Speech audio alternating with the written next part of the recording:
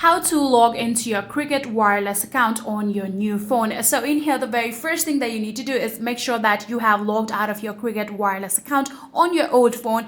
Then after making sure that, you can simply install My Cricket application on your new phone and then open the application. So after opening the application, first of all, you need to accept all of the terms and conditions.